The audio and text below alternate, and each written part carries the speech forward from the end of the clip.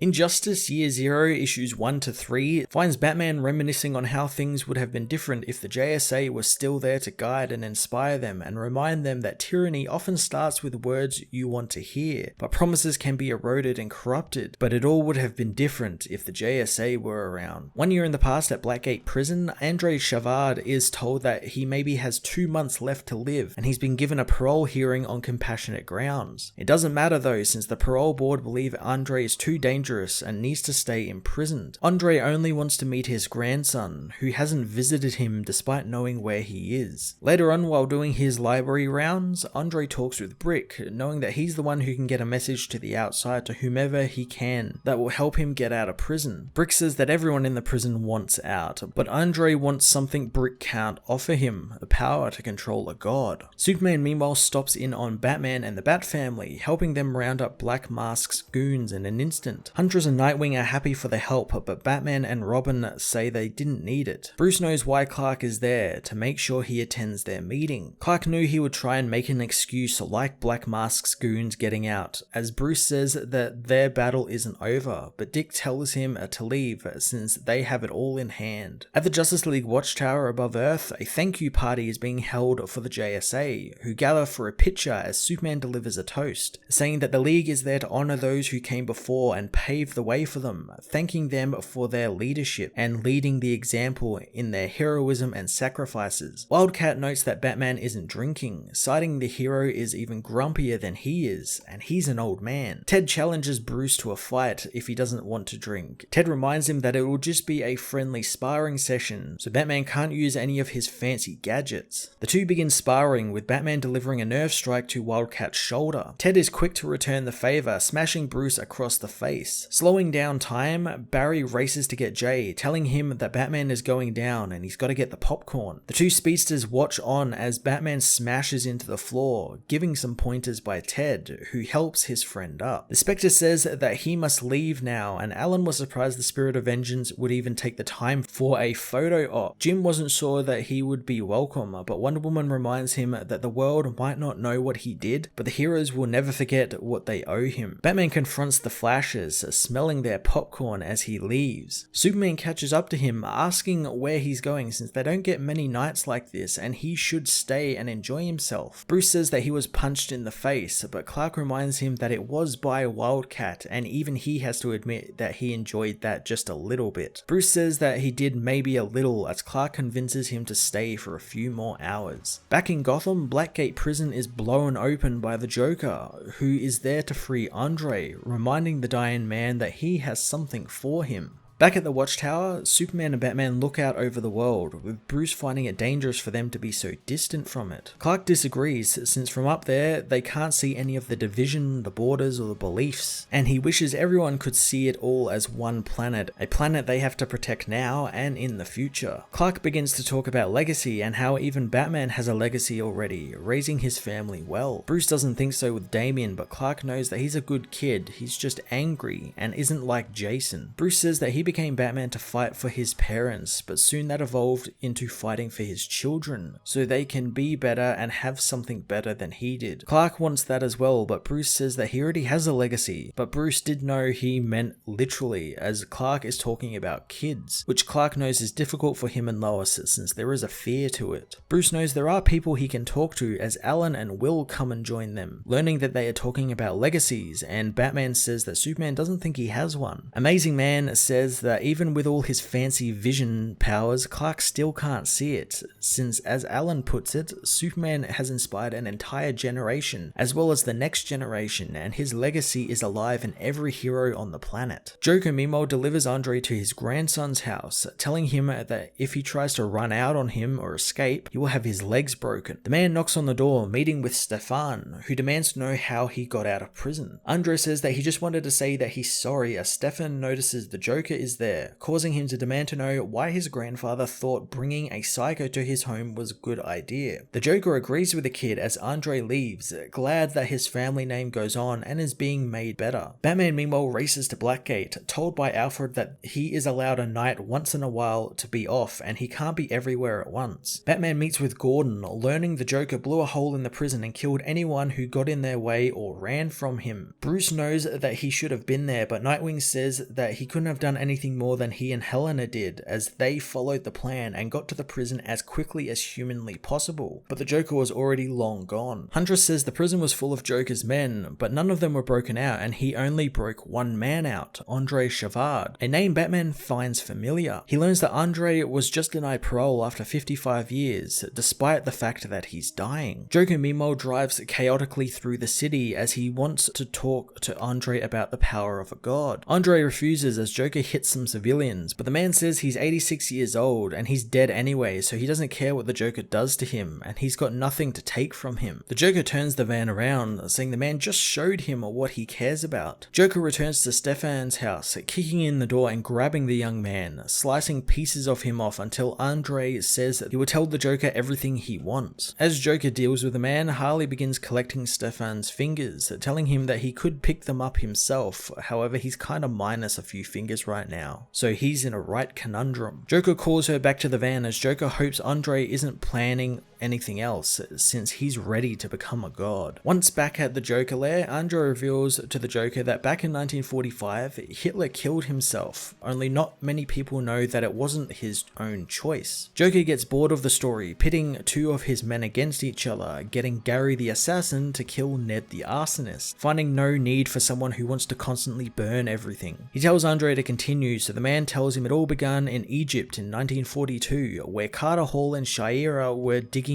in an excavation site, looking for someone older than Pharaoh Khufu. Shaira soon finds something, falling into a pit where she uncovers the Queen's tomb. The heroes get to work in opening it as Shaira tells Carter she loves him, but he thinks she's just saying that just in case the tomb is cursed and this is the last they ever see of each other. The two crack open the tomb, finding the armored corpse of Apophis inside, along with a medallion. Carter becomes worried, thinking they should close this tomb up, but Shaira begins hearing voices, taking the corpse's helmet and putting it on. Something soon possesses her, saying that she can hear all the voices as she smashes Carter away, grabbing the medallion which armors her as she escapes. Donning his own armor, Hawkman gives chase and the two fight until they land in the middle of the second battle of the El Alamein, surrounded by German troops. Carter tries to get through to Shaira, but the voice says that she can hear him and hear all his fears. The soldiers soon attack Carter as the possessed Shaira soon comes back to her senses as the power is unleashed from her, killing the soldiers and blowing up the tanks around them. Removing the helmet, Shaira finds the injured Carter, who soon dies in her arms. Racing away with his body, she leaves the amulet of Apophis behind, only to have it picked up by a German officer, who when the Australian and British forces came through in the aftermath of the battle, uses its power on a soldier to get himself medical help. Possessing a soldier, the officer kills the medic, taking his truck as Andre knows that thanks to this amulet, this man would be responsible for the deaths of thousands. Injustice Year Zero issues 1 to 3 returned us to much simpler times in one of the best Elseworlds universes DC has ever created, further fleshing out the heroes of this world in a pre-Death of Lois Lane snapped Superman era. I love that we are getting to see more of the characters before their falls, as well as the inclusion of the JSA, who, as hinted at, might meet bloody ends, be it from Superman's regime or the rising threat of Apophis, who might be the sort of overarching villain of this year. Joker and Andre Chevard as well were really cool characters, and I'm guessing this is all going to be related back into Joker's plan to kill Superman's wife and baby and Jimmy Olsen, and it's kind of going to all feed into that. Hands down, I love Superman and Batman's talk about legacy and how it's not always about the world you leave behind, but also the people continue continuing your legacy, and I love how it plays into what Superman does during his time with the regime and how he sees himself in doing the right thing and sort of preserving a legacy in a way to help the next generation, even though it's completely wrong and everyone knows it's wrong. These first 3 issues really help set the tone of the series, and the overall story is really great, and I'm looking forward to the next couple of issues. I'm going to give Injustice Year Zero issues 1 to 3 a 9 out of 10.